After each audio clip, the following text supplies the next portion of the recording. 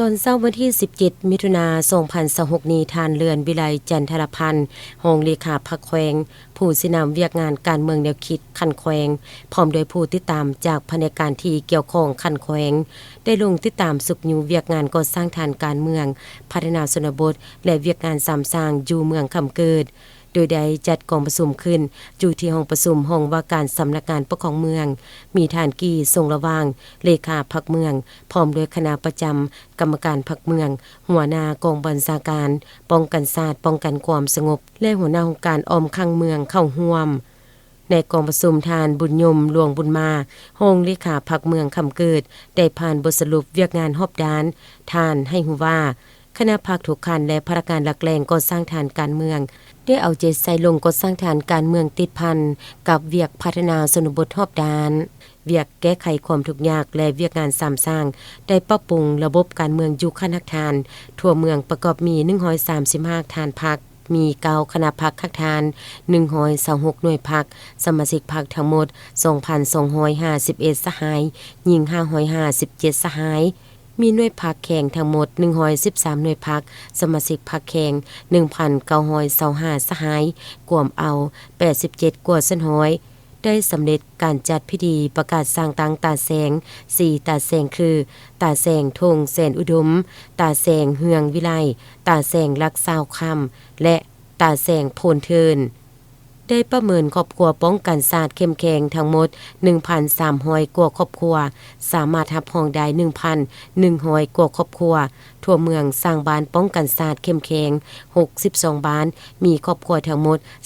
13,700 กว่าครอบครัวเท่ากับ99กว่าสันห้อยของจำนวนครอบครัวทั้งหมดจะตั้งกำลังออกเคลื่อนไหวติดตามสภาพป้องกันเวรยามและจุดโลแลมต่างๆสร้างครอบครัวและบ้านป้องกันความสงบดีได้สำเร็จ62บ้านกวม100สันห้อยของบ้านทั้งหมดสำเร็จการจัดพิธีประกาศสร้างครอบครัวและบ้านปลอดยาเสพติดสำเร็จ62บ้านมอบไปยั่งยืนรับรองเอาครอบครัวปลอดยาเสพติดได้ 12,323 ครอบครัวมีคดีเกิดขึ้นทั้งหมด33รายกักตัว52คนคดีอุบัติเหตุ34เรื่องแก้ไข24เรื่องพาหนะเปเพ 1,800 กว่าคันศึกษานักขับขี่ได้ 1,600 คนเก็บกำข้อมูลประชาชนตั้งสนามเลี้ยงสัตว์จูอ่างน้ำยวงตอนไตมี12สนามมีประชาชน115ครอบครัวสำเร็จการซ่อมแปลงเส้นทางต่างๆเมืองคำเกิดมีทั้งหมด 13,123 ครอบครัวครอบครัวพ้นทุกข์ 12,867 ครอบครัวเท่ากับ98กว่าสันห้อยและครอบครัวยังบ่ทันพ้นทุกข์258ครอบครัวสำเร็จการประเมินบ้านพัฒนาได้2บ้านมีครอบครัวพัฒนา 11,000 กว่าครอบครัวเท่ากับ83กว่าสันห้อยมีบ้านพัฒนา45บ้านเท่ากับ72กว่าสันห้อยและประเมินมาตรฐานเมืองเป็นหัวหน่วยเข้มแข็งรอบด้านตาม5เนื้อใน47ตัว4โบกสามารถบรรลุ80สันห้อยขึ้นไปประเมินมาตรฐานบ้านเป็นหัวหน่วยพัฒนา